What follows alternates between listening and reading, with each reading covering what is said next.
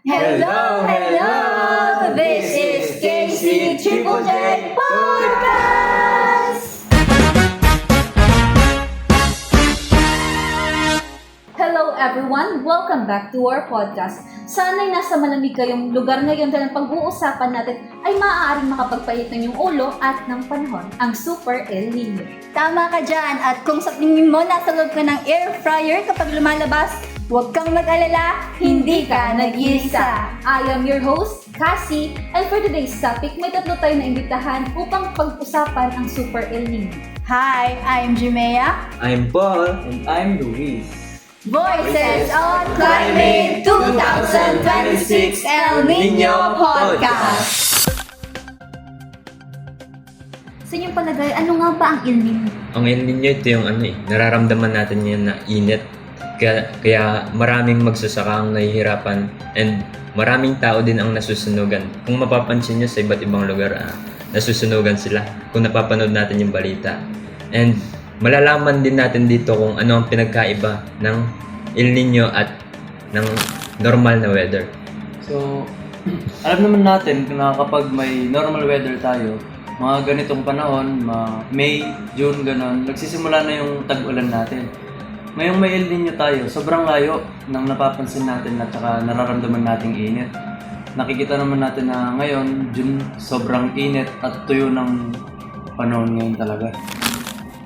Kaya nga rin kung napapansin nyo, ang daming expert na minomonitor talaga yung possible event na mangyayari ngayon 2026. Kasi hindi biro yung Super El Nino. Kasi this past years, puro El Nino lang, El Nino. Kasi may iba't ibang uri ng kung gaano kataas or gaano pwede tayong maapektuhan sa El Nino. Ngayon, ang nararanasan natin based sa mga expert na nagmonitor sa climate natin is Super El Nino. Mas grabe na tagtuyot, mas grabe na init, at posible na konting pag-ulan lang yung maranasan natin, pero grabe na yung baha na pwede nating maranasan.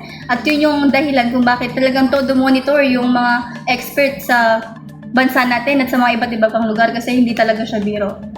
Oo nga no, masyadong mainit yung panahon ngayon. Parang paglalabas ka lang, parang nakakapaso na yung init ngayon talaga. Aside sa yung kung i-compare natin yung init dati, last year, mas mainit talaga ngayon, di ba? Tapos kukunti lang yung ulan na nararanasan natin ngayon. Ano nga bang epekto ng El Nino sa agrikultura?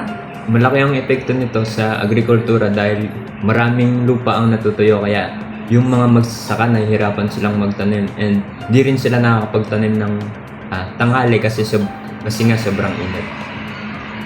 Sana naman sa kalusugan, ano nga bang epekto ng El Nino sa kalusugan? Dahil lahat naman tayo nakakaranas ng init ngayon, so mas high risk lalo na sa mga bata at saka mas matanda sa atin na kapag nabababad sila sa init o nakakaranas sila ng init, yung mga matatanda pwedeng makaranas ng stroke, tapos yung mga bata naman dahil sobrang init, yung alikabok, pwede nilang masingap yun, tsaka pagmulan ng asthma. Pwede din bumaba yung resistensya nila dahil sa kakulangan natin ng tubig. Alam naman natin na kapag nakukulangan tayo sa tubig, doon nagsisimula yung dehydration. So, dapat talaga mag-ingat tayong lahat. Oo nga, no, parang mas sobrang init ngayon, di ba? Sana naman sa ekonomiya, ano nga bang epekto ng El Nino sa ekonomiya ng Pilipinas? Sobrang laking pinsala na posibleng madulot ng Super El Nino sa ekonomiya natin, kasi mahihirapan yung magsasaka na makabawi sa mga ginastos nila sa kanilang mga pananim, pati yung mga mangingisda.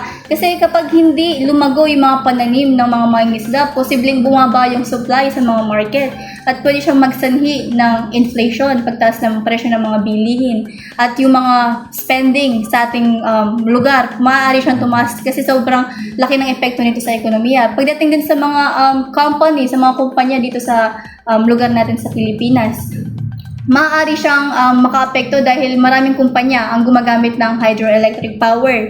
Means, ang ibig sabihin nun, yung mga electricity, nagmumula sila sa tubig. Ginagamitan sila ng tubig. Kapag yun, kumonti yung tubig, supply ng tubig sa isang kumpanya, maaaring tumaas yung consumption ng tubig at tumaas yung energy, ang presyo ng mga electricity, at mahirapan yung kumpanya na makabawi pagdating sa supply nila at saka sa mga expenses na ginagamit din nila. So babagal ang takbo ng ekonomiya sa lugar natin kung ganun magpapatuloy ang Super El Nino sa ating ekonomiya. Kaya mahalaga na habang nandito tayo, i-secure natin yung pag-consumption natin ng mga tubig para makatulong to sa ating ekonomiya din.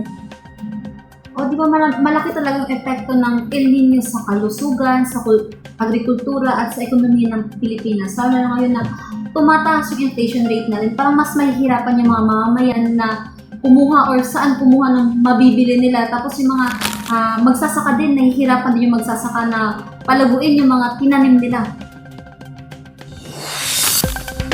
Bakit nga ba mas apektado ang Pilipinas pagdating sa Super El Nino? Kasi maraming parts ng Pilipinas na nakarely lang sa rainfalls. Di ba nga, ang Pilipinas nga, naka-base siya, agricultural-based economy ang Pilipinas, which is yung fishery and pagiging farmer. Yun yung talagang hanap buhay ng mga Pilipino, ng mga tao dito sa Pilipinas. So kapag walang ulan, posible na mahirapan sila. Mahirapan yung mga Pilipino sa pagtatanim, kaya sobrang vulnerable nila. At pagdating din sa geographic ng Pilipinas, sobrang lapit lang niya sa Pacific Ocean. Kung saan yung Pacific Ocean kasi yun din, isa yun sa sanhi kung bakit nabubuo yung El Nino. Kaya sobrang prone ng Pilipinas kasi sabi ko nga kanina, yung mga magsasaka, yung mga mangingisda, sila yung nahihirapan. Kasi dito lang sa siguro sa part ng Luzon natin, yun lang yung nakarely sa technology. But pagdating sa Visayas, Mindanao, which is mas malaki yung sakop niya sa Pilipinas, mahihirapan talaga sila pagdating sa epekto ng El Nino sa ating bansa. Ano nga bang hakbang or aksyon ang magagawa ng isang local government sa panahon ng tagtuyot or El Nino? Pwede silang yung mga barangay or mga bayan na nakukulangan sa supply ng tubig. Pwede silang magbigay ng suporta, ganun, yung mga bumbero. Like, ipadala nila sa isang barangay na nakukulangan ng supply, tapos makakapag-imbak yung mga tao doon. Then, pwede din silang magbigay ng mga information para maturuan nila yung mga bata or matanda kung paano maiwasan yung paano makapag-tipid ng energy tsaka supply ng tubig, gano'n. Paano din sila makakaipon. Tapos, yung mga estudyante, pwede din nilang buwasan yung oras ng pagpasok, lalo na kapag tanghali, talaga mainit. Pwedeng gawin na lang pang umaga lahat. Or kung di naman kaya ng mga classroom nila, pwedeng ibalik sa online class para di na din mainitan yung mga bata at saka maiwas sila sa sakit. Diba? Laganap mo yan ang sakit sa El Nino kasi sa sobrang init, maraming namamatay sa heat stroke. Kaya dapat yung mga pamahalaan nakikipag-ugnayan sa mga mamamayan para matulungan at magkaisa sila. Ano nga bang sektor ang mas apektado sa panahon ng El Nino? Pinaka-apektado dyan yung yung agriculture. Kasi maraming magsasaka talaga kanina. Kagaya nga ng sinabi ko kanina, maraming magsasaka yung nahihirapan magtanim dahil sobrang init. And isa pa dyan, yung kuryente. Di ba? Nararanasan naman natin yung panay brownout. And maraming tao din ang nagrereklamo dyan. Tsaka yung nararanasan din natin yung minsan yung tubig, nawawalan tayo ng tubig. And minsan wala pang dumadating. And kasunod dyan yung mga mangingisda. Di ba kagaya nga ng magsasaka. Kung yung magsasaka nahihirapan magtanim, ganun din yung mangingisda. Nahihirapan silang mangisda kasi sobrang init. And minsan wala pa silang huli. And kaya yun yung mga mas naapektuhan sa panahon ngayon. Tapos may nakikita rin ako sa mga balita sa Facebook, yung mga natutuyo na yung dagat, yung mga natutuyo talaga siya sa sobrang init kasi hindi na umaabot nun yung tubig sa sobra talaga. Naapektuhan talaga yung mga agriculture. Sa kabuuhan, ang El Nino ay karaniwan lamang dumarating sa isang bansa katulad na lamang sa Pilipinas. Ang init na dala nito ay maaaring makasama sa kalusugan, agrikultura at ekonomiya ng isang bansa.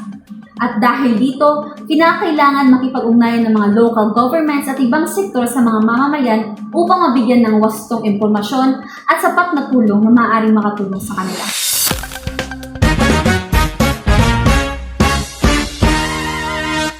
Muli, friends, classmates, viewers, and listener ng podcast na ito, maraming salamat sa pakikinig.